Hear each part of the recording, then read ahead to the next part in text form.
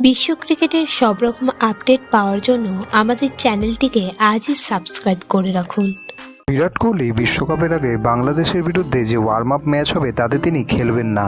তার 30শে মে new York যাওয়ার কথা। তিনি আসলে বোর্ডের কাছে কয়েকদিনের ছুটি চেয়ে নিয়েছেন। বিরাট কোহলি পরিবারকে কিছুটা সময় দিতে চাইছেন বলেই হয়তো সেই সিদ্ধান্তে মনে করা হচ্ছে। বোর্ডের এক কর্তা জানিয়েছেন, বিরাট কোহলি আগে থেকেই আমাদের জানিয়েছিল যে ও দেরি করে দলের সঙ্গে যোগ দেবে, তাই বোর্ডের তরফে ওর ভিসার দিন দেরি করে রাখা হয়েছে। 30শে মের সকালের দিকে ওর রওনা হওয়ার কথা। বোর্ড বিরাটের সেই অনুরোধে রাজিও হয়েছে।